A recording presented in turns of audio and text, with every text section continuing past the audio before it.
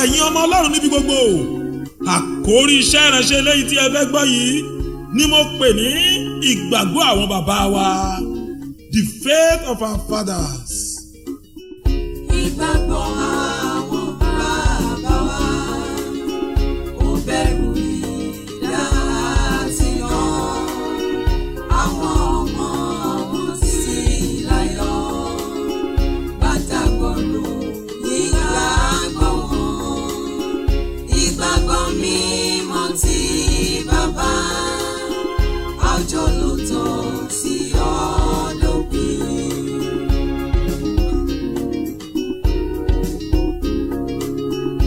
Ìgbàgbọ́ àwọn bàbá wa á jèrè gbogbo ayé fún wọn pẹ̀lú òtítọ́ Ọlọ́run. Àwọn èèyàn yóò lómìnira. Ìgbàgbọ́ mímọ́ ti bàbá àjọ ló tọ́ sí ọ̀dọ́gbìn. The faith of our fathers. Lọ́pọ̀lọpọ̀ ìgbà tí mo bá wọnú ìyẹ̀wò àdúrà tí mo ronú títí lórí ipò ìbànújẹ́ tí ìgbàgbọ́ ìgbàlódé dé lónìí, tí mo rí ipa òjò lóòótọ́ sí gbàgbọ́ àwọn bàbá wa mọ́, ìbànújẹ́ tẹrí ọkàn mi bá, omijé a sì bọ́ lójú mi pẹ̀rẹ̀pẹ̀rẹ̀. Ìwé Jeremiah chapter 18 verse 15 wípé àwọn kìrìsìtẹ́nì àkókò yìí ti ṣubú kúrò lójú ọ̀nà ìgbàanì o. Ìwé 1 Timothy chapter 4 verse 1 and 2 náà wípé ṣùgbọ́n ẹ̀mí ń tẹnumọ́ pé ní ìgbà ìkẹyìn àwọn mìíràn yóò kúrò nínú ìgbàgbọ́, wọ́n máa fiyèsí àwọn ẹ̀mí tí ń tan ní jẹ àti ẹ̀kọ́ àwọn ẹ̀mí èṣù nípa àgàbàgebè àwọn tí ń ṣèké, àwọn tí ọkàn àwọn tìkára wọn dàbí èyí tí a ti fi irin gbígbóná jó. Bí a kò bá sì ní parọ́ tán ara wa jẹ́, dájúdájú ní tòótọ́ a ti pa ìlànà dá, ìgbàgbọ́ ti dìgbàgbé mọ́ wa lọ́wọ́, a sì ti yí ààlà ìgbàanì tí àwọn baba ńlá wa ti pa. Ìdí rèé o tí ẹ̀mí máa ṣe gbé mi dìde nírú àkókò yìí láti fọ́n ìpè ìkìlọ̀ àti ìdágìrì sí gbogbo kìrìsìtẹ́nì níbi gbogbo lórílẹ̀‐èdè yìí pé ìgbàgbọ́ ìgbàlódé yìí ti kùnà o.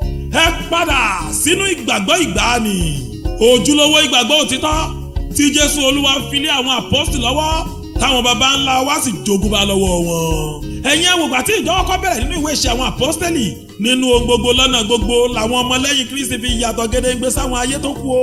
Wọ́n fi ọ̀rọ̀ Ọlọ́run nínú ìwé 1 Peter chapter 2 verse 9 sójú ìṣe nígbà tó kà báyìí wípé ṣùgbọ́n ẹ̀yin ni ìran tí a ti yàn, Olúwa àlùfáà, orílẹ̀-èdè mímọ́, ènìyàn ọ̀tọ̀, kí ẹ̀yin kí ó lè fi ọlá ńlá ẹni tí ó pè yín jáde kúrò nínú òkùnkùn sínú ìmọ́lẹ̀ ìyanu rẹ̀ hàn. Ẹ̀yin ọmọ Ọlọ́run o, ìṣesí àwọn onígbàgbọ́ ìgbà náà, ìhùwàsí wọn, ìmúra wọn, ìwọṣọ àti àgbékalẹ̀ ọ̀rọ̀ ẹnu wọn ó yàtọ̀ pátápátá sí tàwọn aláìgbàgbọ́, tó bẹ́ẹ̀ tó fi jẹ́ wípé láì ṣàpèjúwe ara wọn àwọn ènìyàn mọ̀ dájúdájú gbangba wípé ọmọlẹ́yìn Kristi làwọn eléyìí ń ṣe ní tòótọ́. Ìwé ìṣe àwọn àpọ́stélì orí 11 ẹsẹ̀ 26 wípé ní Áńtíọ́kù sì láti kọ́kọ́ pe àwọn ọmọlẹ́yìn ní kìrìsìtẹ́nì nítorí wípé gbogbo ayé ló rí Kristi kà lára wọn. Ṣùgbọ́n ó ṣeni láàánú wípé tàwọn onígbàgbọ́ òde òní ò rí bẹ́ẹ̀ mọ́ o. Odi ìyàsọ́tọ̀ tó wà láàrin ìjọ àtayé ti wó lulẹ̀, ọmọ ti dàpọ̀ ní wọ́ọ̀dù, ìjọ ti ṣílẹ̀kùn yàrá ẹ̀ sílẹ̀ fáyé, ayé ti wọnú ìjọ, ayé bá jọ sùn lórí pẹpẹ ìjọ, ìjọ wá lóyún ẹ̀sín, ó bímọ ọ̀ràn dálẹ̀ sínú ayé. Àwọn ọmọ ìrọ̀lẹ́ ayé tìjọ bí kalẹ̀, ṣèbó náà ni gbogbo wa ń rí táyé ń pọ̀n kiri lónìí o. Ó wá di páyé lókù tó ń lùlù ẹ̀sìn àtorínkórin fún wa jó nínú ìjọ, táwa onígbàgbọ́ ìgbàlódé náà sì ń jójú ẹlẹ́yà ní gbangba ìta. Ṣé bí gbogbo yín lẹ rí? Báwọn kìrìsìtẹ́nì náà ti mọ bí wọ́n ṣe ń ṣá prapra, a sì ti ń bá wọn kèfèrí gbé bọ́ọ̀dì ẹ̀ lágbo àríyá. Àṣẹ rádaràdá bẹ́ẹ̀, amónirúurú orin-kórin àti jókíjó gorí pẹpẹ Olúwa wa, ìlú àtijọ́ yàwúsè tá à ń fi ọgbọ́n àti èké pè ní gospel yàwúsè, gospel alanta, gospel ṣọ̀kí, gospel ṣàkùṣàkù, gospel àlíngò, gospel one corner, gospel gbẹ́sẹ̀, gospel àsọ̀ntó, gospel sopi àti gospel kéréwà.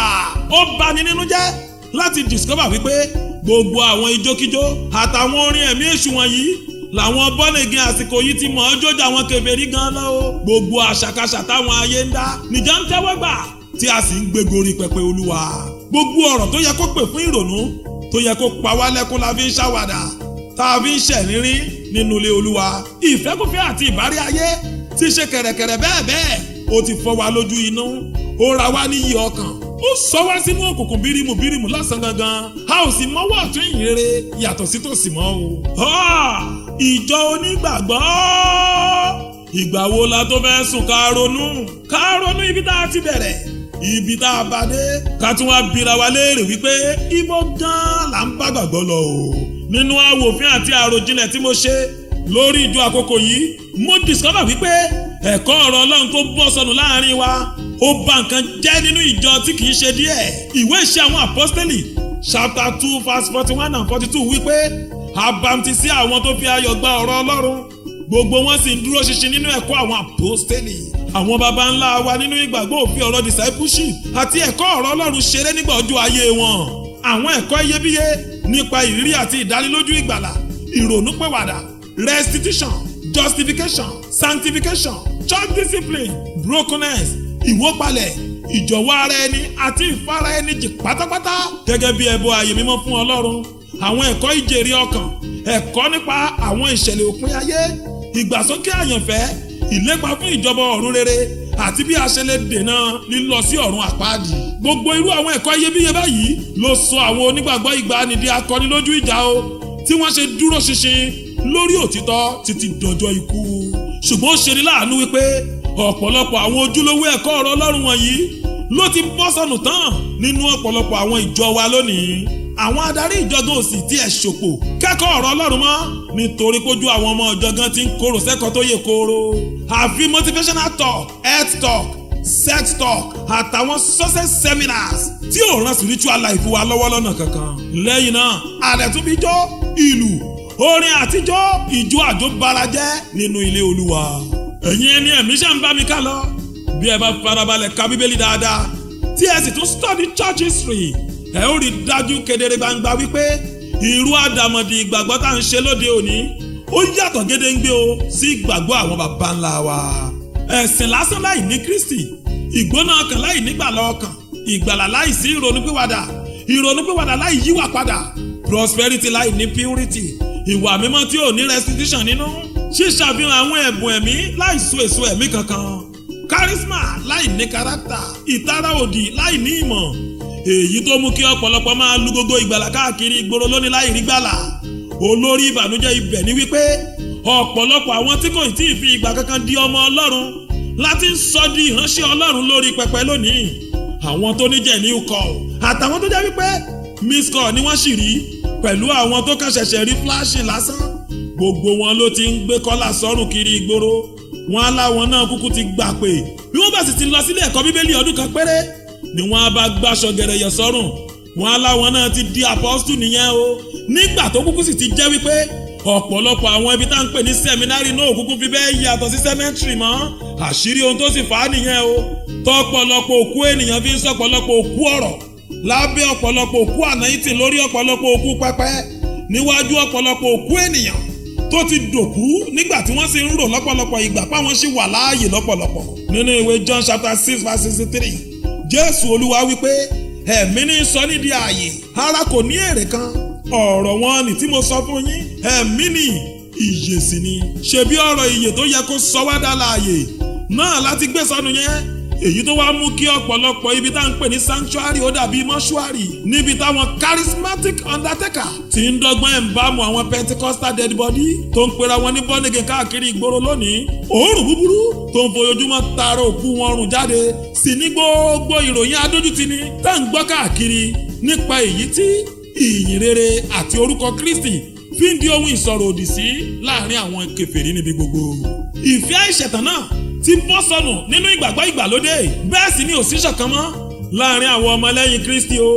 Ẹ̀mí ayé ìsinsìnyí ti wá pín wa yẹ́lẹ́yẹ́lẹ́, ó sì kẹ̀yìn gbogbo wa síra wa tán pátápátá porogodo, tó bẹ́ẹ̀ tó fi jẹ́ wípé àwọn ọmọ ìjọ Redeem wọn ò lè jọ́sìn conveniently nínú ìjọ Anglican tàbí ní CAC láì rí wísí. Ọmọ ìjọ Deeper Life tó bá fẹ́ ṣègbéyàwó pẹ̀lú ọmọ ìjọ Four Square tàbí ti Mountain of Fire á rí bínú àwọn marriage committee o. Bákan náà sí làwọn ọmọ ìjọ Winner Chapel wọ́n ń fojú aláìmọ́ wo àwọn ọmọ ìjọ sẹ́ráfù níbi gbogbo. àti wá sọra wa lónírúurú orúkọ. àwọn kan là ń pè ní Orthodox Church, àwọn kan ní Gospel, àwọn mìíràn ní Pentecostal, nígbà táwọn kan náà ń pera wọn ní Charismatic Churches. orúkọ Jésù kan náà láti láàjọ ń pè ó. ìjọba ọ̀run kan náà ni gbogbo wa láàjọ ń lépa. ẹ̀mí ìyapa àti ẹlẹ́yàmẹ̀yà. èmi ni ti Pọ́ọ̀lù, èmi ni ti Àpólò, èmi ni ti Kẹ́fà. tí Pọ́ọ̀lù àpọ́sítélì ti fi pàṣán ọ̀rọ̀ Ọlọ́run àti àdúrà lé jáde kúrò nínú ìjọ Kọ́ríńtì láyé ọjọ́ sí. ó máa tún ti padà gbọ̀nà ẹ̀bùrú wọlé sínú ìjọ ìgbàlódé yìí.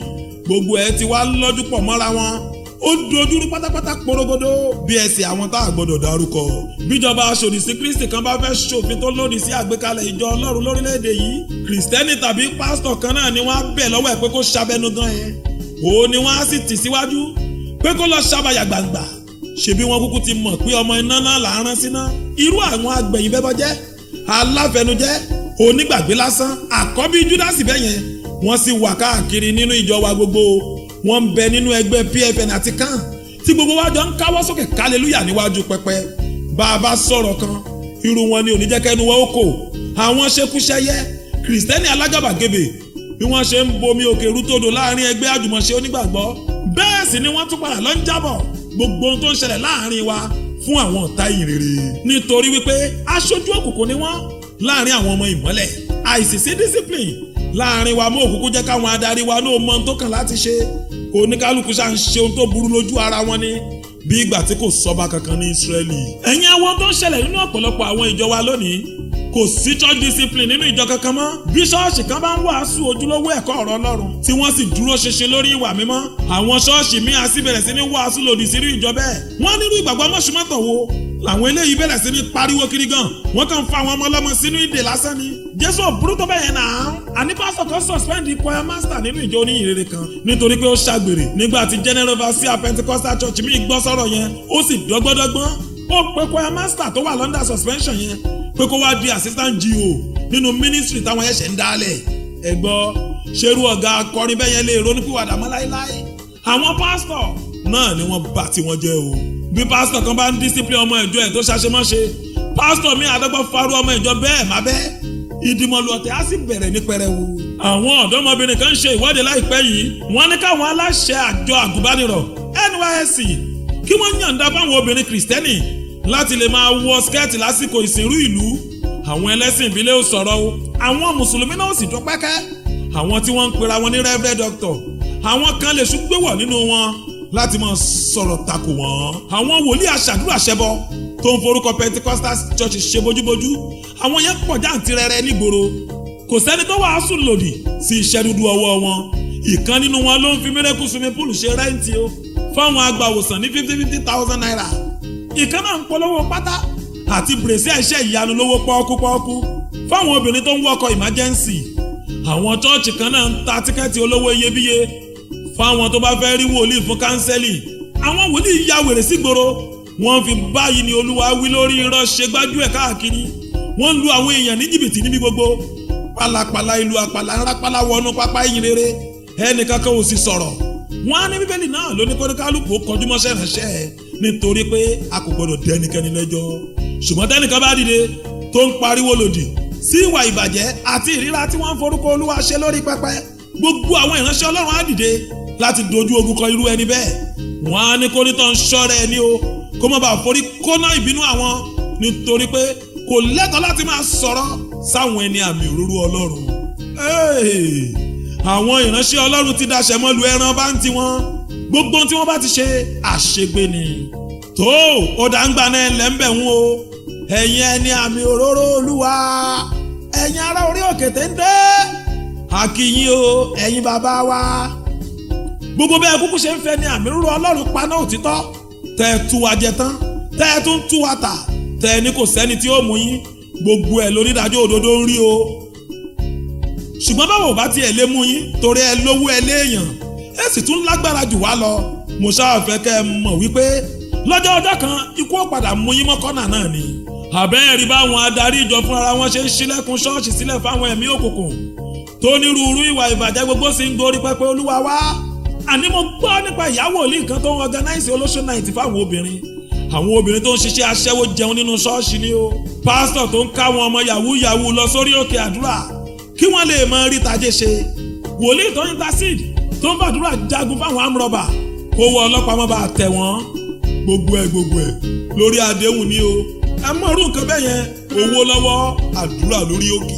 Kristi jọba rẹ̀ dé, ní àṣẹ rẹ̀ bẹ̀rẹ̀, ọ̀pá ìrìn rẹ̀ fọ́, gbogbo ipa ẹ̀ṣẹ̀, òkun bọ́lẹ̀ síbẹ̀, ní ilẹ̀ kèfèrí.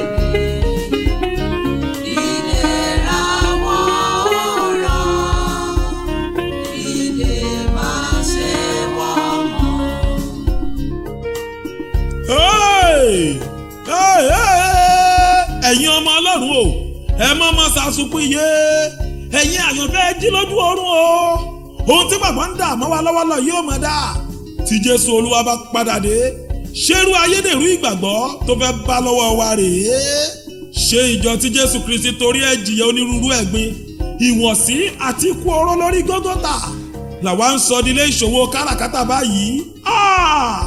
ẹ̀yin olùdásílẹ̀ ìjọ, ẹ̀yin alábòjútó àtẹ̀yin olùṣọ́ àgùntàn ìjọ tí jésù olúwa gbójúlé láti tọ́ àwọn ènìyàn sójú ọ̀nà òtítọ́, báwo la ò ṣe ní jẹ̀bi ọ̀run àpáàdì bá a bá jẹ́ kí ikú àti ìrora jésù olùgbàlà ó já sásán lórí ìjọ. ọ̀pọ̀lọpọ̀ yín mọ òtítọ́ o, ẹ sì mọ ohun tó tọ́ láti ṣe, ṣùgbọ́n bóyá nítorí káyé má bàa sọ yín lẹ́nu tàbí káwọn ènìyàn má bàa gbógun tì yín, ẹ kọ̀ láti dìde fún òtítọ́. ẹ torí ìyìn ènìyàn àtàwọn ohun asán ayé, ẹ kọ̀ láti jà takuntakun fún ìgbàgbọ́ tí a fi lé àwọn ènìyàn mímọ́ lọ́wọ́ lẹ́ẹ̀kan ṣoṣo.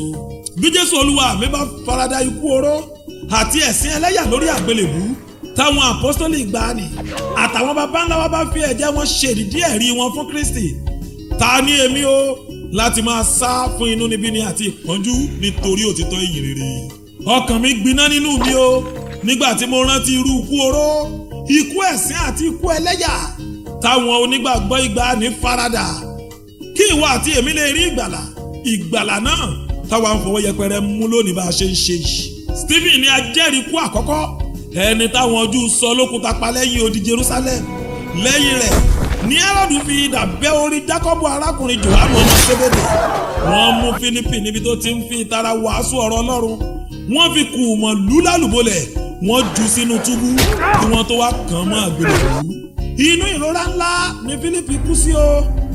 wọ́n fi èso kan Mátíù tọwọ́ tẹsẹ̀ mọ́lẹ̀, wọ́n sì fi àáké gé e lórí sọnù. ẹ̀ṣẹ̀ tó ṣẹ̀ kò ju wípé ó ń wàásù ìyìnrere Jésù Kristi lọ.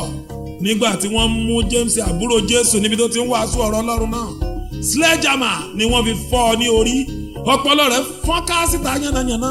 lásìkò ìgbà náà sì ni wọ́n tún sọ Màtáyàsì lókùúta pa ní Jerusalem. Máàkù ni wọ́n fi ipá mú nítorí pé ìgbàgbọ́ rẹ̀ ń gbóná girigiri fún Kristi. wọ́n so ẹsẹ̀ rẹ̀ méjèèjì mọ́ ẹṣin, wọ́n sì wọ́ káàkiri ìgboro títí tí gbogbo ẹran ara rẹ̀ fi já kélekèle dànù tán. ẹ̀sùn tí wọ́n fi kan Máàkù náà ni wípé ó ń wàásù lòdì sí òrìṣà tí wọ́n ń bọ nílùú Alexandria. ìtàn sọ fún wa ní ti Áńdérù wípé àwọn ọ̀tá ìyìnrere mú, wọ́n sì kan apá àti ẹsẹ̀ rẹ̀ mọ́ igi kí ó lè máa kú ikú oró díẹ̀díẹ̀. ṣùgbọ́n nínú ìrora ńlá yìí náà ní Áńdérù ti ń wàásù fún gbogbo àwọn ẹlẹ́gàn tó fi ń ṣẹ̀sín ẹlẹ́yà o.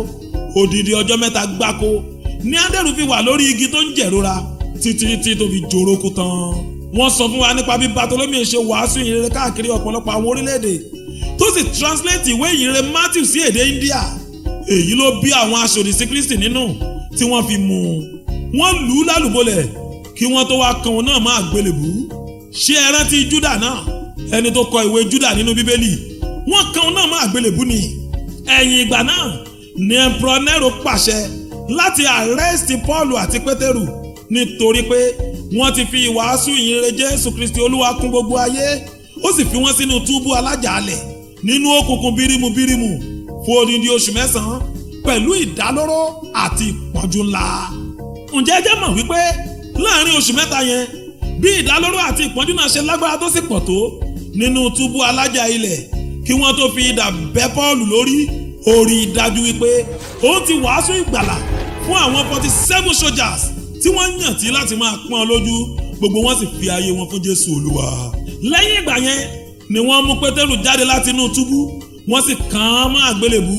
Ṣùgbọ́n Pétérù bẹ̀bẹ̀ wípé kí a má ṣe kan òun mọ́gì gẹ́gẹ́ bí a ṣe kan Jésù Olúwa òun. Ó ní kí wọ́n dorí òun kodò lórí àgbélébú ni o. Nínú ìkérora ńlá yìí ni Pétérù wà tó ń kú díẹ̀díẹ̀ títí tó náà fi kú tán o. Lúùkù ti pé 84 years old káwọn ọ̀tá alátakò ìrere tó fi ipá mú níbi tó ti ń ṣe ìdánilẹ́kọ̀ọ́ Bíbélì fáwọn èèyàn. Wọ́n sì sọ̀rọ̀ sórí igi ólífì, òun náà ń jorókú ni o. Wọ́n ti kọ́kọ́ ju Tọ́mọ́sì sínú agbada iná ńlá kí wọ́n tó wá fi ọ̀kọ̀ gún lágúnyọ. Gbogbo ìfun rẹ̀ tú dà sílẹ̀ lẹ̀ nítorí pé ó wàásù tako ìwà ẹ̀ṣẹ̀ àwọn ará ilẹ̀ India. Apostle John, arákùnrin James, ní ìtàn fi yé wa wípé àwọn alátakò ìrere fi ipá mú tí wọ́n sì fi ránṣẹ́ sí Róòmù. Nígbà tó kọ̀ láti sẹ́ Jésù, wọ́n jù ú sínú agbada òróró gbígbóná lórí iná. Ó ń joró pẹ̀lú ìkérora ńlá ṣùgbọ́n kò kú. Bó ṣe di pé wọ́n lọ wà á gúnlẹ̀ sí erékùṣù Patmo nìyẹn o. Erékùṣù Patmo yìí ni Apostle John wà tó ti gba àwọn ìran àti ìṣípayá tá ń pè ní ìwé ìfihàn lónìí. Ẹ̀yin ọmọ Ọlọ́run o, iná ìpọ́njú ńlá táwọn bàbá wa fojú wì nítorí ìgbàgbọ́ wọn rèé o. Ìyìnrere òtítọ́ tí wọ́n gbà, wọ́n dì í mú ṣinṣin, wọ́n kọ̀ láti gbọ̀jẹ̀gẹ́ tàbí bojú wẹ̀yìn títí dojú ikú.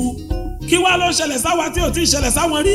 Bí wọ́n bá forí tì dópin nígbà náà lọ́hùn-ún, orí ọ̀fẹ́ Kristi lè má wa náà jagun àjàborí lónìí o.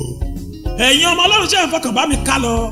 Lẹ́yìn ìgbà tí wọ́n ti fi ikú oró, ikú gbígbóná pa àwọn àpọ́sítélì tán nítorí òtítọ́ ìyìnrere, síbẹ̀síbẹ̀ inúnibíni àti ìgbógun tí ò dáwọ́ dúró. Lọ́dún AD 110 ni wọ́n fi ipá mú ọkùnrin kan tí wọ́n ń pè ní Ignatius. Òun ni bíṣọ̀bù ìjọ ní Antioch, níbi tí a ti kọ́kọ́ pe àwọn ọmọlẹ́yìn ní Kristẹni nígbà náà lọ́hùn. Ìtàn fi yé wa wípé bí àwọn ọmọ ogun ilẹ̀ Róòmù ṣe mú ọkùnrin akọni gbàgbọ́ yìí lọ bí àgùntàn síbi ikú, síbẹ̀síbẹ̀ kò dákẹ́ láti máa fi ìgboyà wàásù òtítọ́ ọ̀rọ̀ Ọlọ́run fún gbogbo àwọn ènìyàn. Nígbà tí Ignatius dé ibi tí wọ́n ti fẹ́ pa á, èyí ni àwọn ọ̀rọ̀ akọni tó tẹnu bàbá náà jáde o. Ó wípé nísinsìnyí ni èmi jẹ́ ọmọlẹ́yìn Kristi, èmi kò ná ní ohunkóhun, bóyá ohun rírí tàbí ohun àìrí, kí n lè jèrè Kristi o. Mo ṣetán fún iná àti àgbélébú, mo múra láti di oúnjẹ fún àwọn ẹranko búburú, kí wọ́n sì fa ẹran ara mi ya pẹ́rẹ́pẹ́rẹ́, kí wọ́n fi eyín ẹnu wọn pa àgọ́ ara mi run. Mo ti múra tán kí gbogbo ìbínú àti ìdìmọ̀lù èṣù ṣubú lù mí, ṣùgbọ́n kí n ṣáà lè rí Kristi lópin. Nígbà tí àwọn aláṣẹ ilẹ̀ Róòmù pàṣẹ pé kí wọ́n ju ọkùnrin ìránṣẹ́ Ọlọ́run yìí fún kìnìún láàyè láti pajẹ, ó ṣe ọkàn akin, ó sì múra tán láti fi ẹ̀mí rẹ̀ lélẹ̀ nítorí ìyìnrere Kristi o. Nígbà tí wọ́n mú dé ẹnu ihò kìnìún láti pajẹ, Ignatius wípé èmi ni àkàrà Kristi, mo ṣetán láti di oúnjẹ fún kìnìún kí a lè rí mi gẹ́gẹ́ bí àkàrà mímọ́ aláìlábàwọ́n nínú Jésù Olúwa. Bí Ignatius ṣe sọ gbólóhùn yìí tán, lójijì àwọn kìnìún fò mọ́ láyà, kíá ẹ̀jẹ̀ ti bò ó, wọ́n sì fa gbogbo ẹran ara rẹ̀ ya yẹ́lẹyẹ̀lẹ bí wọ́n ṣe ń fẹyín fọ́ egungun rẹ̀ túútú. Bàbá kan náà tí wọ́n ń pè ní Polycarp, òun ni bishop ìjọ Smyrna, ó sì ti fìgbà kan rí jẹ́ ọmọ akẹ́kọ̀ọ́ lábẹ́ Apostle John. Àwọn ọmọ ogun ilẹ̀ Róòmù fipá mú un, wọ́n sì pàṣẹ fún un pé kó sẹ́ Jésù Olúwa, àìjẹ́ bẹ́ẹ̀ kó gbáradì láti kú ikú oró àti ẹ̀sìn ẹlẹ́yà. Nígbà náà ni Polycarp fèsì fún wọn báyìí wípé 86 years rèé tí mo ti ń sin Kristi, kò ṣe mí láburú kankan nígbà kankan rí, èmi ò àti ṣe sọ̀rọ̀ òdì sí ọba mi tó gba ọkàn mi là. Láàrin ojú ọjà ni wọ́n ti fi ẹ̀wọ̀n dé bàbá arúgbó yìí mọ́gi o, wọ́n sì dáná sun níwájú gbogbo ènìyàn níta gbangba. Ẹ̀yin ọmọ Ọlọ́run o, ìpọ́njú àti inúnibíni ńlá tó dìde sí àwọn ọmọlẹ́yìn Kristi lásìkò táwọn wí pọ̀ tó bẹ́ẹ̀ tó fi jẹ́ wípé gbogbo ìnira náà ó kọjá sísọ. Wọ́n fi ọ̀dájú bó awọ ara àwọn kan láàyè, wọ́n so ọ̀pọ̀lọpọ̀ mọ́gi, wọ́n sì dáná sun wọn láì tí ì kú. Wọ́n fi adé ẹ̀gún dé àwọn kan lórí, wọ́n sì fi ọ̀kọ̀ gún wọn lẹ́gbẹ̀ẹ́ láti fi wọ́n ṣẹ̀sín ẹlẹ́yà. Wọ́n fi adé ẹ̀gún dé àwọn kan lórí, wọ́n sì fi ọ̀kọ̀ gún wọn lẹ́gbẹ̀ẹ́ wípé kí wọ́n lè kú ikú ẹ̀sín ẹlẹ́yà bí wọ́n ti ṣe sí Jésù Olúwa wọn. Inúnibíni yìí burú débi wípé wọ́n fi ọ̀bẹ gé ahọ́n àwọn kìrìsìtẹ́nì kan láàyè, wọ́n fi irin gbígbóná yọ ojú àwọn mìíràn, wọ́n sì fi òkúta ńlá fọ́ orí ọ̀pọ̀lọpọ̀ wọn tí ọpọlọ wọn tú jáde, wọ́n fi ẹ̀wọ̀n dè àwọn mìíràn tọwọ́ tẹsẹ̀, wọ́n jù wọ́n sínú àpò pẹ̀lú onírúurú ejò àtàwọn àkekèé, wọ́n so ẹnu àpò náà papọ̀ pẹ̀lú òkúta ńlá, wọ́n sì tì í sáàrin gbogbo odò. Wọ́n fi ayùn rẹ́ ọ̀pọ̀lọpọ̀ àwọn ọmọ wẹ́wẹ́ sí méjì lójú àwọn ìyá wọn, kára abiyamọ lè ta wọ́n kí wọ́n sì lè sẹ́ ìgbàgbọ́. Ṣùgbọ́n ọ̀pọ̀lọpọ̀ àwọn onígbàgbọ́ yìí ló fara da ìjìyà, ikú oró, ìnira, ìpọ́njú nítorí orúkọ Jésù. Bí ìjì ìṣòro àti ìpọ́njú ti gbóná gírí tó, ọ̀pọ̀lọpọ̀ àwọn onígbàgbọ́ wọ̀nyí ló mú ìdúró wọn ò rẹ̀wẹ̀sì, bẹ́ẹ̀ ni wọn ò káàárẹ̀. Orin tí wọ́n ń kọ ni wípé Jésù mo bá délé bú mi, ilé máa tán ọ́ lẹ́yìn, ó tó sí látẹ̀lé ẹ̀gọ́, wọn lọ gbogbo fún mi. Ibi mi gbogbo ṣẹ́gbẹ́, tí èrò mi gbogbo pín, síbẹ̀ Ọlọ́run ni mo jẹ́, tèmi ni Kristi àtọ̀run. Ẹ̀dá lè máa wàhálà mi, ló mú mi sùn mọ́ ní. Ìdánwò ayé lè bá mi, ọ̀run ló mọ̀ sí mi wá. Ìbànújẹ́ kò lè ṣe nǹkan, ìfẹ́ rẹ̀ bá wà fún mi. Ayọ̀ kò sí lẹ́nu mọ́ mi, bí wọ́n kò sí nínú rẹ̀. àwọn ẹlòmíràn sì rí ìdánwò ti ẹ̀sín àti ti iná àti jù bẹ́ẹ̀ lọ, ti ìdè àti ti túbú. A sọ wọn ní òkúta, a fi ayùn rẹ́ wọn sí méjì, a dán wọn wò, a fi idà pa wọ́n. Wọ́n rìn káàkiri nínú àwọ ewúrẹ́, wọ́n di aláìní àti olùpọ́njú, ẹni tí à ń dá lóró, àwọn ẹni tí ayé kò yẹ fún. Wọ́n rìn káàkiri nínú aṣálẹ̀ àti lórí òkè àti nínú ihò àti nínú ìwò abẹ́ ilẹ̀ gbogbo. Ẹ wo àwọn kìrìsìtẹ́nì kan bíi tiwa nìyẹn o. Ikú orígi àgbélébú àti ẹ̀jẹ̀ kan náà lájọ fi rà wá padà. Orúkọ Jésù tí wọ́n pè nígbà náà làwa náà là ń pè lónìí o. Ṣùgbọ́n àwọn dúró tiiri lórí òtítọ́ títí dojú ikú. Wọ́n fi ẹnu wọn jẹ́wọ́ ìgbàgbọ́ nínú Jésù Olúwa níta gbangba. Wọ́n sì fi ẹ̀mí ara wọn lélẹ̀ láì wo ẹ̀yìn wò nítorí ìgbàgbọ́ wọn. Bí ó bá wá rí bẹ́ẹ̀, ìwọ arákùnrin àti arábìnrin tó ń gbọ́ mi lọ́wọ́lọ́wọ́ báyìí, mo fẹ́ kí o gbé ìgbàgbọ́ rẹ lórí òṣùwọ̀n Bíbélì lónìí, kí o sì fi ara rẹ díwọ̀n àwọn kìrìsìtẹ́nì ìgbàanì tá a ti ń ròyìn ìgbàgbọ́ wọn látẹ̀ẹ̀kan. Ṣerú ìgbàgbọ́ táwọn yẹn gbà ni wọ́n náà rò pé ó gbà. Ṣerú ìgbé ayé ojo, ìgbọ̀jẹ̀gẹ́ àti kò gbóná kò tutù tí wọ́n ń gbé lọ́wọ́lọ́wọ́ báyìí ló rò pé àwọn gbé ńgbà náà ṣá. Ṣèjọba ọ̀run kan náà táwọn yẹn láwọn ń lọ nígbà yẹn ni wọ́n náà rò pé ó fẹ́ lọ lónìí. Pẹ̀lú bó ṣe ń ṣe yìí náà, owó sáfẹ́rẹ́ díẹ̀ lọ́wọ́ ẹ láàrin ọ̀sẹ̀ kan, ó ti ya ń kérora, ó ti ń rèrò-kérò, ó torí pé kò sí chẹ́ǹjì lọ́wọ́ ẹ tí wàá fi dáwó ọrẹ, ó kọ̀ ó wá sí ṣọ́ọ̀ṣì mọ́, ebi alẹ́ ọjọ́ kan lásán ló ṣe pa ẹ́ sùn, ló sì ti ya ń bínú, ló ń wí pé Jésù ti gbàgbé ẹ nìyẹn o. Ọkọ àbọ̀mọ kan ló kú mẹ́ ẹ lọ́wọ́, ló ti ń fi wèrè pé Ọlọ́run, ó ń béèrè pé bó lọ́lọ́run wò tírú èyí fi dé bá ọ. Ṣébi tí gbàgbọ́ tiẹ̀ mọ náà rèé, bírú àwọn ìṣòro kékèké àtogun pẹ́pẹ́pẹ́ wọ̀nyí bá ń kó rẹ̀wẹ̀sì bá ọ lásìkò yìí, báwo ló ṣe fẹ́ mórí délé lásìkò tí ìpọ́njú àti inúnibíni ńlá bá dé? Ẹni tó ṣe ìwọ ni wọ́n bẹ̀ ọ́ títí kó dáríjì tó fà á kẹ́kọ̀ọ́ rí tó lóòní gbà, ó ní tó ló ti ṣe ohun tó dùn ọ́ fún ọ, o ò sì lè gbàgbé ẹ̀ mọ́ láíláí. Mọ́mí dádì, ọmọ Ọlọ́run mọ̀lẹ́ ń pera yín, ó ti gbàgbé àwọn onígbàgbọ́ ìgbàanì tí wọ́n farada ẹ̀sín, ẹ̀gàn àti ìpọ́njú láìṣẹ̀ láìrò, síbẹ̀síbẹ̀ tó jẹ́ wípé níṣe ni wọ́n ń gbàdúrà fáwọn ọ̀tá tó ń ṣe inúnibíni sí wọn. Ohun tí wọ́n máa ṣe là ń rí kà lónìí. Àbó ti gbàgbé pé àríṣe la rí kà, àríkà sì ní baba ìrègùn. Àwọn ohun tí wọ́n náà ń ṣe lónìí, a ó padà kà á sí Ọlọ́run o tó bá dọjọ́ ìdájọ́. Ó máa ń yà mí lẹ́nu, ó sì máa ń bà mí nínú jẹ́ gidigidi nígbà tí mo bá ríru àwọn ìránṣẹ́ Ọlọ́run kan tí wọ́n ń wàásù fáwọn ọmọ ìjọ wọn. Bí ẹni pé téèyàn bá ti gba Jésù ó ti parí nìyẹn, kò ní ní ìṣòro kankan mọ́. Bẹ́ẹ̀ sì rèé, ohun tí Jésù Olúwa sọ fún wa ni wípé nínú ayé àwa ò ní ìpọ́njú ṣùgbọ́n ká ṣáàkàtì ẹ̀ tújú ká nítorí pé òun ti ṣẹ́gun ayé ni. àwọn àpọ́stélì ìgbàanì sọ fún wa nínú ìwé Iṣẹ́ àwọn àpọ́stélì chapter 14 verse 21 and 22 wípé nínú ọ̀pọ̀lọpọ̀ ìpọ́njú ó máa la ó wọ̀jọba ọ̀run. àwọn onígbàgbọ́ àkọ́kọ́ náà wọ́n sì ń fi ìgboyà jẹ́rìí sí nínú ìwé Romans chapter 8 verse 35 to 39 báyìí wípé ta ni yóò àyà wá kúrò nínú ìfẹ́ Kristi? ìpọ́njú ni tàbí wàhálà tàbí inúnibíni tàbí ìyàn tàbí ìwòwò tàbí ewu tàbí idà. gẹ́gẹ́ bí a ti kọ wípé nítorí rẹ̀ ni a ṣe ń pa wá kú ní gbogbo ọjọ́ à ń kà wá sí bí àgùntàn fún pípa. ṣùgbọ́n nínú gbogbo nǹkan wọ̀nyí àwa ju ẹni tí ó ṣẹ́gun lọ nípa ẹni tí ó fẹ́ wa. nítorí ó dá mi lójú wípé kì í ṣe ikú tàbí ìyè tàbí àwọn áńgẹ́lì tàbí àwọn ìjòyè tàbí àwọn alágbára tàbí ohun ìgbà ìsinsìnyí tàbí ohun ìgbà tí ń bọ̀ tàbí òkè tàbí ọ̀gbun tàbí àwọn ẹ̀dá mìíràn kan ni yóò lè yà wá kúrò nínú ìfẹ́ Ọlọ́run èyí tí ó ti wà fún wa nínú Jésù Kristi Olúwa wa.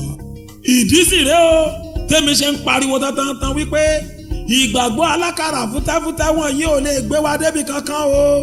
a gbọ́dọ̀ padà sínú ìgbàgbọ́ àwọn baba ńlá wa dandan ni. ìgbàgbọ́ tí kì í rẹ̀wẹ̀sì lójú ìpọ́njú tí kì í gbọ̀jẹ̀gẹ́ nígbà ìgbádùn. ìgbàgbọ́ àwọn bàbá wa ìgbàgbọ́ tí kò bẹ̀rù idà àtiná. nítorí náà gbogbo ẹ̀yin ọmọ Ọlọ́run tẹ́ ń dojúkọ onírúurú ogun ìpọ́njú àti ìṣòro lónìí ẹ múra yín lọ́kàn lé nínú Olúwa o. bí ó ṣe rí fún wa tí à ń dojúkọ ìṣòro àti ìpọ́njú lónìí ó ti rí bẹ́ẹ̀ fún àwọn baba ńlá wa nígbà náà o. lóòótọ́ ogun lele kó lé kókó bí ẹni tí ò ní ṣẹ́ mọ́ ìjà náà sì lè gbóná kó gbóná girigiri pé ò ní dẹrùn. ìwọ ṣáàdódì ìgbàgbọ́ ẹ mú síbẹ̀ má jẹ́ kí ìdákọ̀ró rẹ kí ó yẹ̀ ṣáàrọ́jú dúró onígbàgbọ́ ìrànlọ́wọ́ rẹ fẹ́rẹ̀ dé o dúró ṣáàrọ́jú dúró. ọ̀nà ààrẹ ilé kan bẹ́ẹ̀ lọ́nà jèjì sáyé iṣẹ́ ilé táyé dákọ̀ lè dé ta ni kò fẹ́ sí mi níbẹ̀ dúró rọ̀jú dúró má ṣe kú dúró rọ̀jú dúró má ṣe kú dúró dúró ṣàrọ̀jú dúró má ṣe kú. ẹ̀yin ènìyàn lọ́rùn o lẹ́yìn àwọn inúnibíni àti ìpọ́njú ńlá lábẹ́ àwọn emperor ilẹ̀ Róòmù mẹ́wẹ̀ẹ̀wá tó gbóná girigiri ní emperor kan tí wọ́n ń pe orúkọ ẹ̀ ní Constantine wá gorí àléfà o. lẹ́yìn tó ní òun lálàárí àmì àgbélébú lójú òfurufú nípa èyí tó fi jagun ṣẹ́gun tó sì borí ọ̀tá alátakò ẹ̀ ó wá pàṣẹ wípé kí inúnibíni àti ìgbógun ti àwọn ọmọlẹ́yìn Kristi dáwọ́ dúró káàkiri àgbáyé. ọba yìí wá kéde gbangba wípé òun gan pàápàá ti di Kristẹni látòní lọ. báyìí ni ìgbógunti àti inúnibíni ṣe dáwọ́ dúró tí àwọn ọmọlẹ́yìn Kristi sì bẹ̀rẹ̀ sí fọkànbalẹ̀ sin Ọlọ́run wọn láì sí ìbẹ̀rù bójú kankan mọ́ o. Emperor Constantine àtàwọn olóyè rẹ̀ gbogbo wọn wá bẹ̀rẹ̀ sí ní wá sínú ilé ìjọsìn pẹ̀lú àwọn olóṣèlú àwọn ọba àtàwọn ọlọ́lá orílẹ̀-èdè.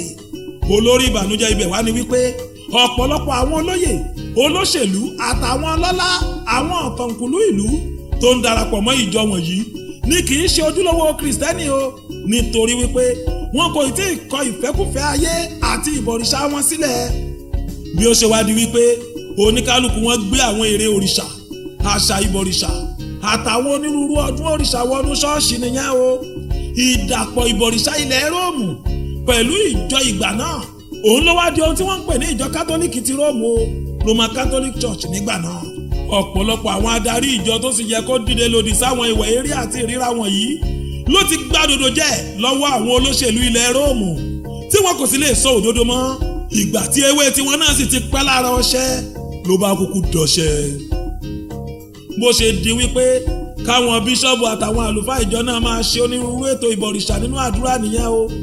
àwọn ètò ìbọ̀rìṣà bíi yíyá ère àti fíforíbalẹ̀ fún ère Màríà mímọ́ títan àbẹ́là sísun tùràrí nínú ṣọ́ọ̀ṣì lílọ gbàdúrà létí ibojì òkú àwọn èèyàn mímọ́ títa tíkẹ́ẹ̀tì ìdáríjì ẹ̀ṣẹ̀ àti oríṣiríṣi ọgbọ́n àlùmọ̀kọ́rọ́yìn láti fi kó owó jọ nínú ìjọ.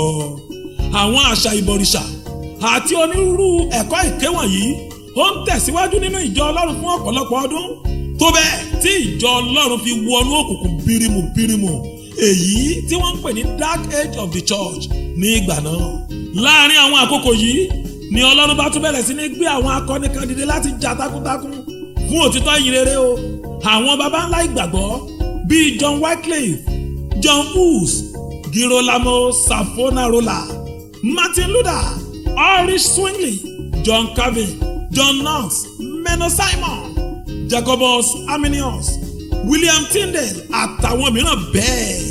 Àwọn wọ̀nyí ni wọ́n fi ẹ̀mí ara wọn wéwu o láti gbógun ti ẹ̀ṣẹ̀ àti ìwà ìbàjẹ́ tó wà nínú ìjọ nígbà náà títí tí ìtẹ́gùn èṣù fi fọ́ túútú nínú ìjọ àsìkò yẹn.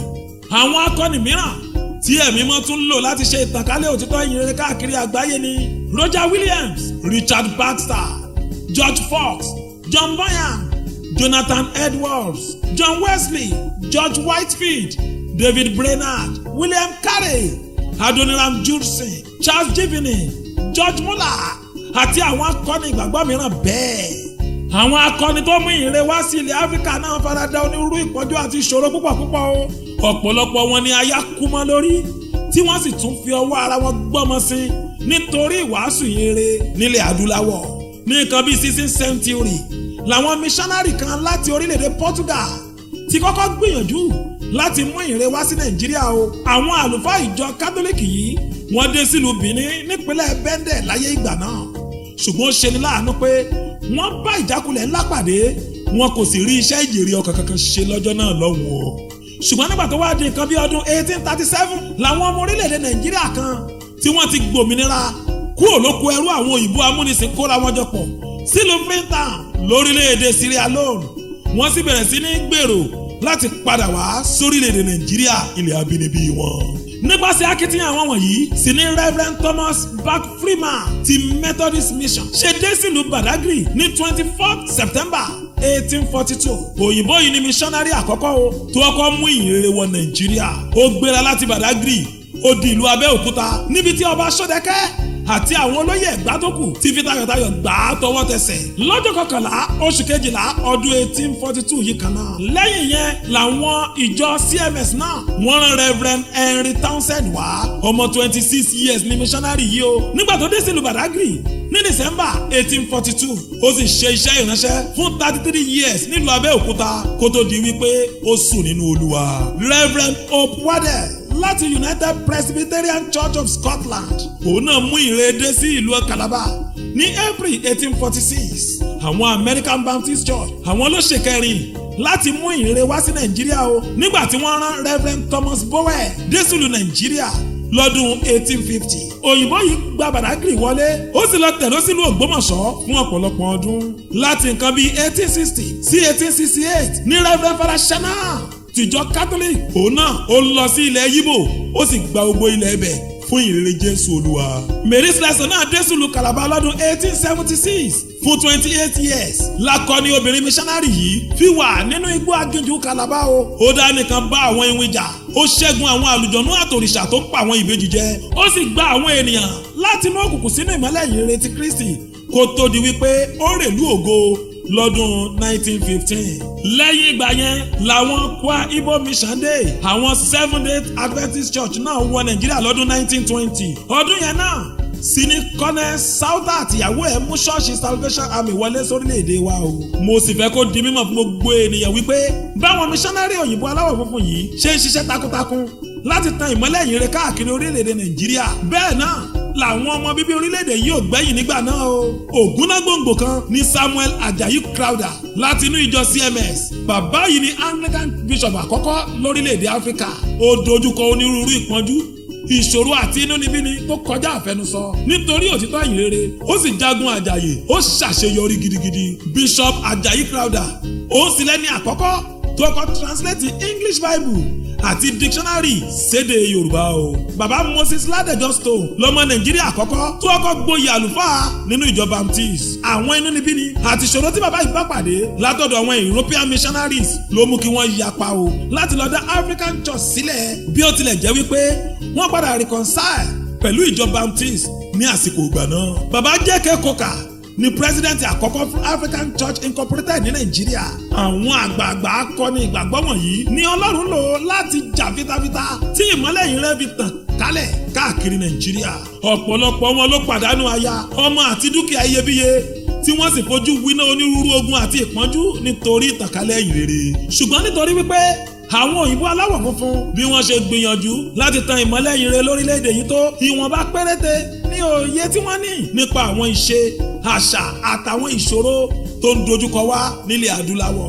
Èyí ló wá mú kí ẹ̀mí mọ́ tún bẹ̀rẹ̀ sí ní gbé àwọn wòlíì, apọ́stù àti àwọn onísọjí ńláńlá dìde látinú àwọn ọmọ bíbí ilẹ̀ adúláwọ̀ o. Ìtàn sọ fún wa nípa iṣẹ́ takuntakun tí Ọlọ́run lo wòlíì William W. Harris fún lórílẹ̀‐èdè Liberia, Ivory Coast àtàwọn agbègbè Niger Delta ní Nàìjíríà wa. Kó tó wá di wípé Ọlọ́run gbé abàmì wòlíì olókìkí ni Mósè Orímọládé tún aláṣẹ dìde láti ìlú Ìkàrẹ́ àkọ́kọ́. Bàbá yìí ni wòlíì àkọ́kọ́ tó jẹ́ ọmọ bíbí ilẹ̀ Yorùbá tó kọ́kọ́ mì gbogbo Nàìjíríà tìtì nípasẹ̀ iṣẹ́ àmì, iṣẹ́ ìyanu àtàwọn ìṣẹ̀lẹ̀ abàmì ojúkorojú nípasẹ̀ orúkọ Jésù o. Akọni ìgbàgbọ́ ní wòlíì Mósè Orímọládé nípasẹ̀ wọn sì ní ìjọ CNS ti bẹ̀rẹ̀ o. Ìjọ Sẹ́ráfù nígbà ayé bàbá Mósè Orímọládé sì jẹ́ òjé onísọjí àti aládùúrà tó ń fi àṣẹ orúkọ Jésù fọ́ ìtẹ́gùn òkùnkùn àtàwọn pẹpẹ òrìṣà lórílẹ̀‐èdè Nàìjíríà. Lẹ́yìn ìgbà náà ni Ọlọ́run wá gbé apọ́stù Ayọ̀ Babalọ́lá dìde láàrin àwọn akọni ìgbàgbọ́ mìíràn bíi ọba I.B. Akínyẹlé, D.O. Odúbánjọ, bàbá Ṣàdáre tí wọ́n ń pè ní Eṣinṣin Adé, bàbá Ọ̀rẹ́kọ̀yà, bàbá David Olúlànà Babájídé, bàbá Samson Àkàndé Ẹdẹ àtàwọn bíi bàbá Samuel Gbádébọ̀ Adégbóyèga. Kó tó wá di wípé ìpínyà ńlá dé láàrin ìjọ CAC àti The Apostolic Church lọ́dún 1941. Àwọn baba ńlá wọ̀nyí ni òmìnira Jésù, ọmọ ogun dìgbòlèṣù tí wọ́n kún fún ìfàmìíràn tó ń sọ gbódìlé sọ̀bẹ́dìgbòrò, tí wọ́n fi agbára ńlá tó ń bẹ nínú orúkọ Jésù pagbára òkùnkùn àti òrìṣà run lórílẹ̀‐èdè Áfíríkà o. Àwọn agbọ̀nàkáká adìkáká di gangan lójú ogun ìrere, àwọn abàmì wòlíì tó ń sọ ìjọba òkùnkùn di jìnnìjìnnì. Mo lè sọ gbangba pẹ̀lú ìdánilójú wípé títí ìgbà tí ayé bá ṣì ń jẹ́ ayé, tílẹ̀ ń ṣú tó sì ń mọ́, orúkọ àwọn apọ́stù Ayọ̀ Babalọ́lá àti ìsọjí 1930 lókè òye nílùú Iléṣà kò lè parẹ́ mọ́ o láíláí. Ọdún 1937 ní òyìnbó kan tí wọ́n ń pè ní Pa SGF ń dé láti The Apostolic Church Brentford headquarters sílùú Iléṣà o. Pa ni Ọlọ́run wá lò láti tọ́ ọ̀pọ̀lọpọ̀ àwọn ìránṣẹ́ Ọlọ́run lórílẹ̀‐èdè sójú ọ̀nà òtítọ́ nínú ojúlówó ẹ̀kọ́ ọ̀rọ̀ Ọlọ́run, ìtọ́ni àti ìmọ̀ràn láti inú Bíbélì wá o. Bàbá Josiah Òṣìtẹ̀lú jáde láti inú ìjọ Anglican Church, ó sì dá Church of the Lord aládùúrà sílẹ̀ lọ́dún 1929. Bàbá Samuel Bíléwù Ọ̀ṣọ́fà òun náà dá Celestial Church sílẹ̀ lọ́dún 1951 sí 58. Láti inú ìjọ Sẹ́ráfù sí ní bàbá Josiah Akíndayọ̀mí ti bẹ̀rẹ̀ ìrìn àjò ìgbàgbọ́ kí wọ́n tó wá dá Redeemed Church sílẹ̀ lọ́dún 1952. Ẹ̀yìn ìgbà tí bàbá yìí kú tán ni bàbá E.A. Adébóyè wá di general overseer ìjọ náà lọ́dún 1981. Bàbá Timothy Ọ̀ṣọ́kàyà náà dá The Apostolic Faith sílẹ̀ lẹ́yìn tí wọ́n ti ya jáde kúrò nínú ìjọ CAC. Ọdún 1955 ni Reverend Harold Curtis dá ìjọ Foursquare sílẹ̀ oní Nàìjíríà. Ìpàdé ẹ̀sìn kọ́ ni bàbá Samuel Olúṣẹ́gun Odùnáìké kó níbẹ̀. Ọdún 1957 ni Reverend J.W. Brooks náà dá Pentecostal Holiness Church sílẹ̀ lórílẹ̀‐èdè Nàìjíríà. Ìtàn fi yé wa wípé bàbá Josiah Akíndayọ̀mí ló ṣe ordination fún bàbá R.A. George lọ́dún 1959 nígbà tí wọ́n ti jọ wà nínú ẹgbẹ́ Ògo Olúwa Society. Kí bàbá R.A. George náà tó wá bẹ̀rẹ̀ ìjọ Gospel Faith Mission láàrin ọdún 1955 sí 1962 tó sì wà incorporated ní ọdún 1967. Lẹ́yìn ìgbà tí bàbá R.A. George sùn nínú Olúwa ni bàbá Ihò Abiná ṣẹ̀ṣẹ̀ wá di general overseer ìjọ náà o. Pastor J.O. Martins ló dá ìjọ Gospel Mission sílẹ̀ ní Palm Avenue Ọlọ́runṣògo Mushin lọ́dún 1956. Bàbá Ihò Ìbádéjọ náà dá Gospel Pentecostal Assembly sílẹ̀ ní Ṣódẹ̀mẹ́kùn Street Mushin lọ́dún 1959. Láti inú ìjọ GPA ní Pastor J. Ọbádéjọ náà ti jáde láti dá GPA Voice of Deliverance sílẹ̀. Bàbá W.F. Kúmúyì àwọn náà bẹ̀rẹ̀ ìjọ Deeper Life lọ́dún 1973 gẹ́gẹ́ bí ìpàdé ẹ̀kọ́ Bíbélì lẹ́yìn tí wọ́n jáde kúrò nínú ìjọ The Apostolic Faith. Láti inú ìjọ Assembly of God Church ní Archbishop Benson Idahosa ti jáde láti dá ìjọ Church of God Mission sílẹ̀ o. Àtẹnìyàn àtẹ́bọ́rá ló bẹ̀rù Archbishop Idahosa o nígbà ọjọ́ ayé wọn. Bàbá yìí jẹ́ one man battalion ògún náà gbòǹgbò wòlíì tí ń gbaná ojú aṣebi àráwàwà wówó ọkùnrin ogun jẹgbẹ tí èlé ọkùnrin ìjàngbọ̀n ọkùnrin takuntakun tí ń ta sàtánì láyà ipa ribiribi tírú àwọn bàbá ìdàwọ́sà náà kó nínú ìyìnrere lórílẹ̀‐èdè nàìjíríà ò ṣe é gbàgbé láyé o ṣe báyìí sílé ológì ní irú wọn nílé ṣe padà wá dílé èkúté táwọn àjẹjẹ ń ṣe national convention ní nàìjíríà táwọn darandaran fúlàní sì ń pààyàn tán tí wọ́n tún yan falala láàrin ìgboro wa tí ó sì sẹ́ni tó rí wọn mú. ẹ̀yin ọmọ ọlọ́run o ipa ribiribi tí àwọn baba Reverend James Boyejo táwọn náà kó nínú ìdásílẹ̀ ẹgbẹ́ PFN lórílẹ̀‐èdè yìí ò ṣe é gbàgbé o. ẹgbẹ́ PFN àwọn náà gbìyànjú lórílẹ̀‐èdè yìí o. àwọn akọni ìgbàgbọ́ bíi àpọ́sù tí èèyàn dá gòyì àwọn ni ajíhìnrere àkọ́kọ́ tó kọ́ fi helicopter pín àbí ìsọjí lórílẹ̀‐èdè yìí o. bàbá tí ọbádáre ti CAC WOSEM bàbá Mike Oye ti Scripture Union SU Reverend Emmanuel Ajayi Dáhùnsí ti Nigeria Baptist Convention lẹ́nìkejì tó tún translate English Bible sí Yorùbá o lẹ́yìn Bishop Ajayi Crowther.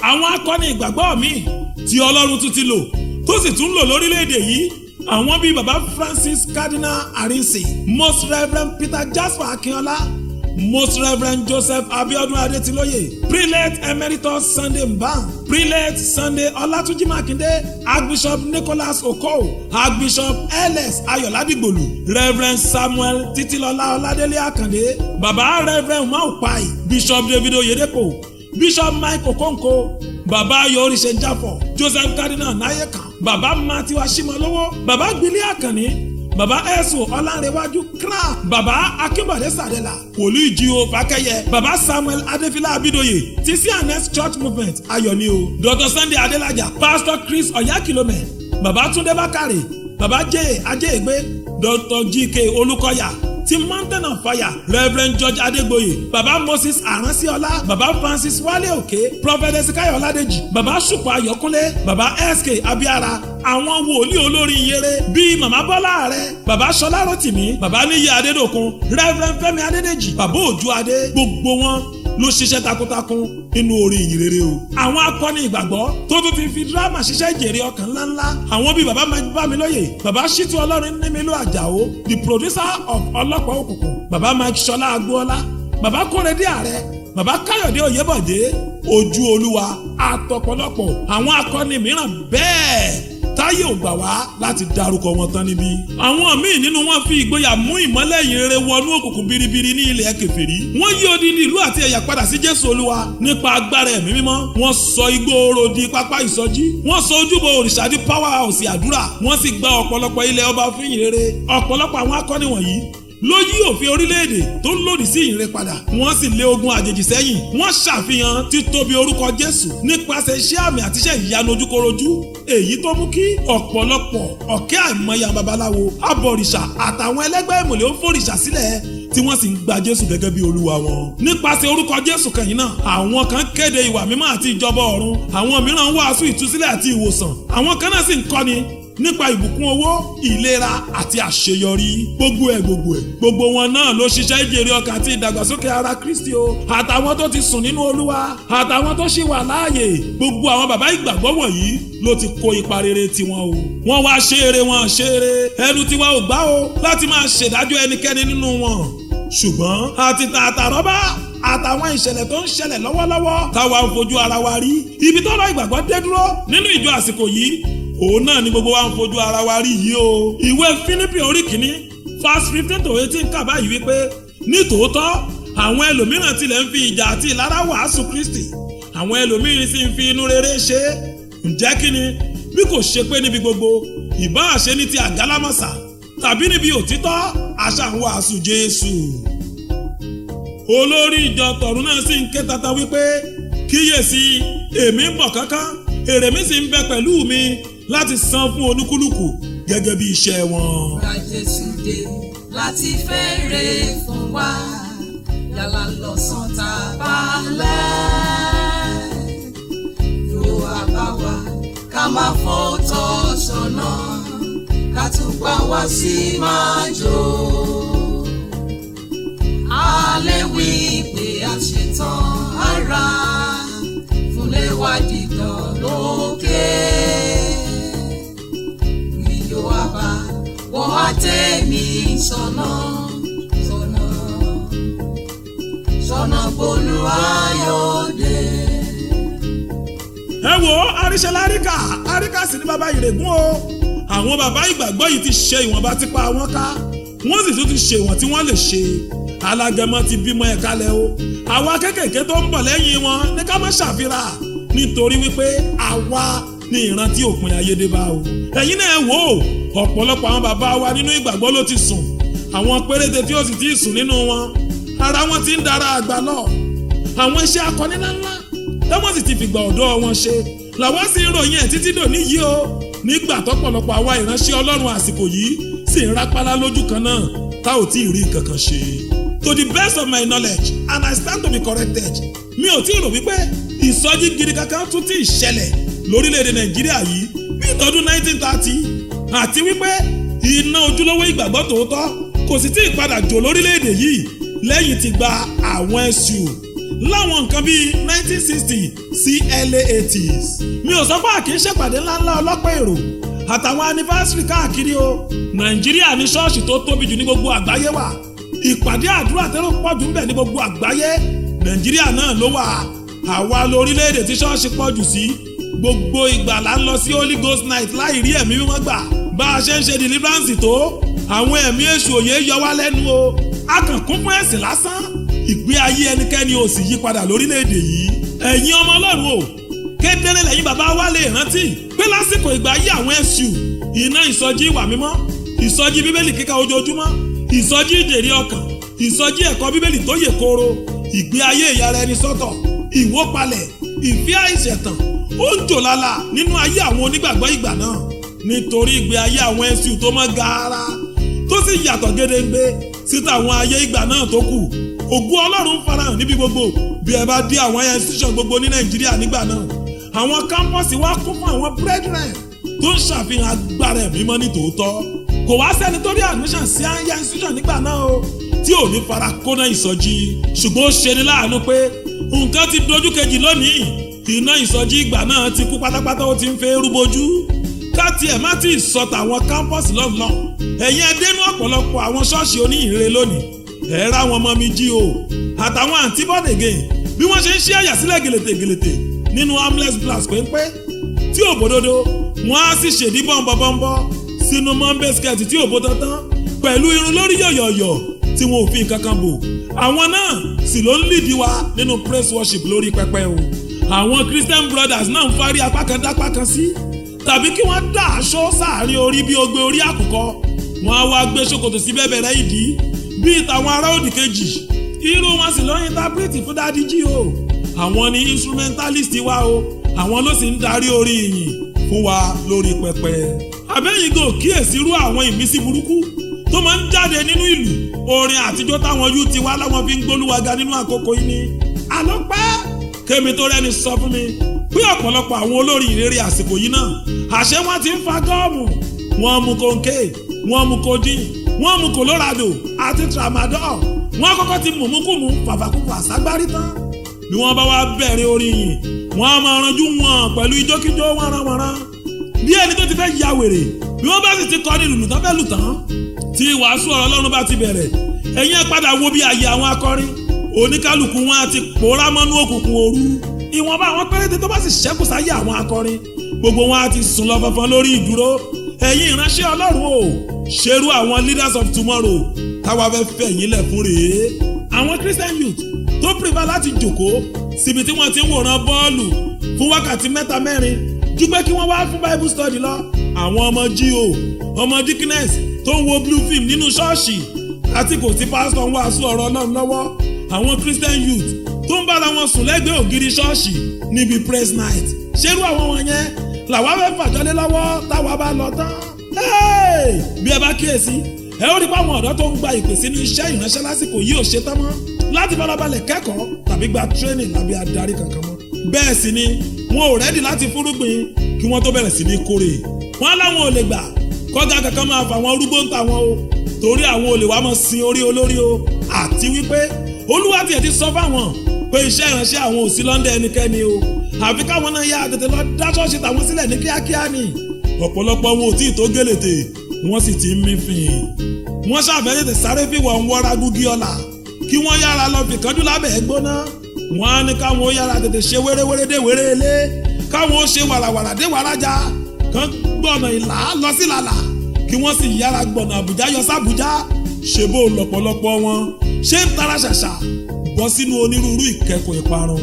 irú wọn sì pọ̀ káàkiri àwọn ìgboro wa lónìí o tí wọ́n ń rìn káàkiri bí ẹbọra ìgbóná. wọn ò lórísun tàbálà fi sùn bẹ́ẹ̀ ni wọn ò lóníbàáwí kankan.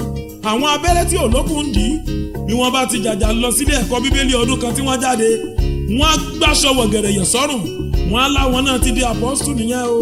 ẹ̀yin ọmọ Ọlọ́run o ibo nígbàgbọ́ ń lọ ẹ ronú sí i bíjọ ò bá padà sínú ìgbàgbọ́ ìgbàanì onígbàgbọ́ o ẹ jẹ́ á fura. àsọtọ́sẹ̀ yìí tó fi fún wa gbogbo ìgbà wa là ń sá tí kò bá sí dálẹ́bí lọ́kàn wa sinmi ológo la ó ní. a lè wí pé a ṣetán ara fúnlé wa dídán lókè. wíyó àbá wọ́ àtẹ̀mí sọ̀nà sọ̀nà Olúwa yóò dé.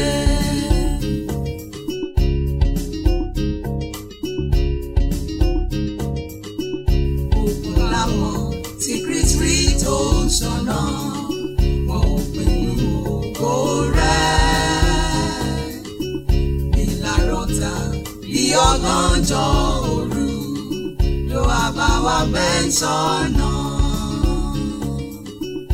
a lè wí pé a ṣetán ara fúnlé wa dídán lókè. bí ló wá bá wọ́ àtẹ̀mí sọ̀nà Olúwa.